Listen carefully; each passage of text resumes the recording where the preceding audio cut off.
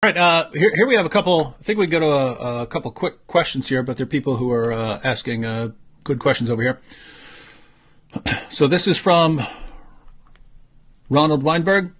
How did the authors of the gospel learn that Jesus had a virgin birth? Why did he never mention this to the Sanhedrin and the Romans that he had a virgin birth? Seems like man-made. I'm just going to. You thought that was a good question? No, it's thought that was a good question in terms of if someone just has no idea, then it makes sense to ask the question and give an answer. Sam, you can respond however you want. I'm just going to quote the opening verses of the Gospel of Luke. Yeah. Luke. So Luke wrote a gospel and the book of Acts, and here's how he starts off his gospel. He writes, "Inasmuch as many have undertaken to compile an account of the things accomplished among us, just as they were handed down to us by those who from the beginning were eyewitnesses and servants of the word, it seemed fitting for me as well, having investigated everything carefully from the beginning, to write it out for you in consecutive order, most excellent Theophilus." What does Luke say? He says, hey, when I'm writing about things, I'm going to the eyewitnesses. He says he's going to the eyewitnesses. What does Luke write about? Writes about the virgin birth. Yeah. So Sure. where would he have gotten this information, Sam?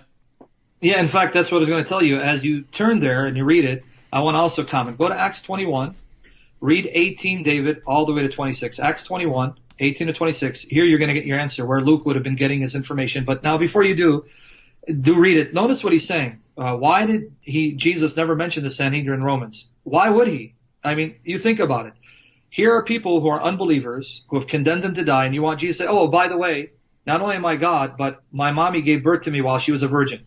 Is that really a serious? That's why I was laughing. Mm-hmm. I don't mean to mock the person, but seriously, why would Jesus, in the presence of his enemies, say, hey guys, I know you hate my guts. You already think that I'm a blasphemer for claiming to be the unique divine Son of God, and you're about to condemn me to die. I just want to mention, though, maybe this will convince you.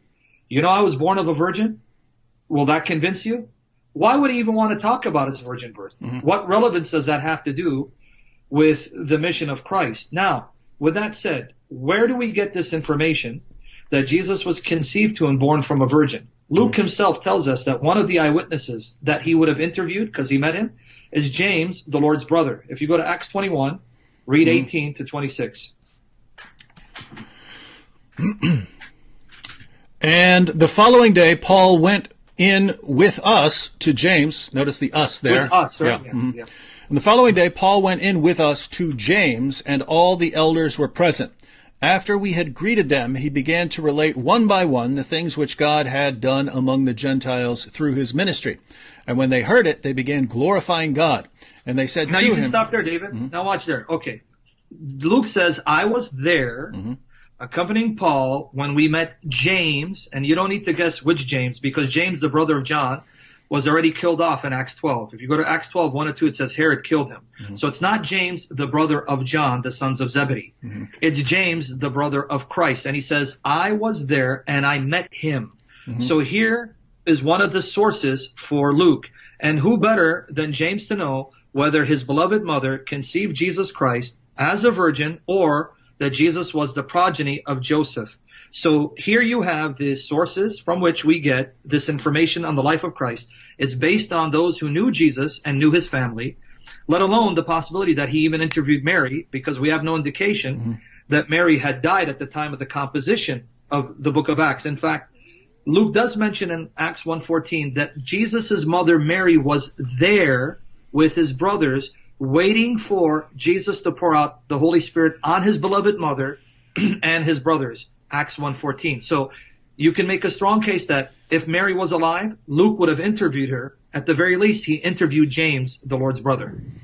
And given what we read in John about behold your mother, seems like, and in Acts chapter 1, seems like she would have been living in the Christian community that Luke repeatedly visits here. So hope that answers your question. Of course, if you want to say sounds like it's something that someone just made up, Well, of course, people can make things up, and you don't want to believe just anything. But the real basis for rejecting this would be some sort of maybe an anti-supernatural bias, where we just don't want to believe in the virgin birth. So it sounds like something is made up.